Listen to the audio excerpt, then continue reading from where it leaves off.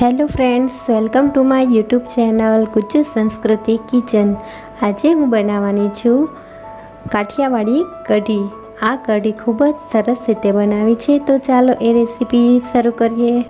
રસોઈયા જે કઢી બનાવે છે તેવો જ સ્વાદ આ કઢીમાં આવશે, તો તમે એકવાર ચોક્કસ આ કઢી બનાવજો. આ કઢી હું 7 વ્યક્તિ માટે બનાવું છું. તેમાં મેં 3 ચમચી ચણાનો લોટ લીધેલો છે અને છાશમાં નાખીને તેને ખૂબ સરસ રીતે હલાવવાનું છે. એ રીતે હલાવવાનું છે કે તેમાં કોઈ ગાંઠા ન રહે અને ખૂબ જ સરસ રીતે મિક્સ કરી દેવાનું છે. હવે આપણે કઢી બનાવવા માટેનો મસાલો તૈયાર કરવાનો છે. તેમાં મેં સૌપ્રથમ 5-6 મરચી લીધી છે, આદું લીધું છે, લસણ 5-6 કળી, લીમડો અને આખું જીરું, તે બધાને ખાંડી નાખવાનું છે ખૂબ સરસ રીતે. ખૂબ જ સરસ રીતે આ પેસ્ટ તૈયાર થઈ ગઈ છે.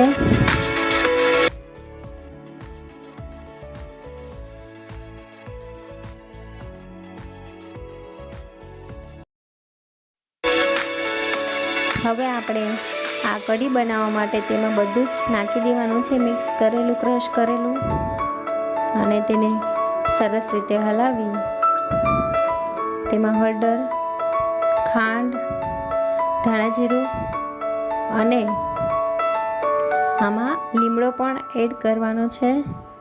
જે લીમડો નાખવાથી તેનો સ્વાદ પણ ખૂબ સરસ રીતે આવે છે.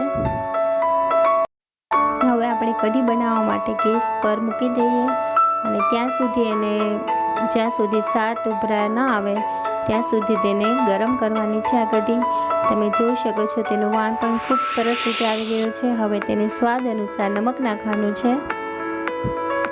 આ કઢી ચડે, ઉભરાઈ આવે ત્યાં સુધી એને ચડવા દેવાની છે. ત્યાં સુધી આપણે તેના વઘાર માટેનો સામાન તૈયાર કરી લઈએ. વઘાર માટે સૌપ્રથમ તજ લવિંગના ટુકડા, મરચી, લીમડો, રાઈ, જીરું અને મેથી અને હિંગ, આ વઘાર માટે સામાન તૈયાર થઈ ગયો છે. અને હવે તમે જોઈ શકો છો કે કઢી પણ ખૂબ સરસ રીતે ચડી ગઈ છે, તેનો ઉભરાટ પણ આવી ગયો છે.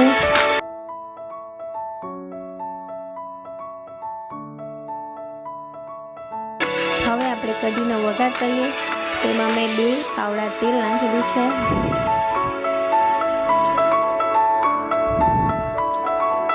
અને આજે બધું જ આપણે સામાન તૈયાર કરેલો હતો વઘાર માટે તે આમાં નાખી દઈએ.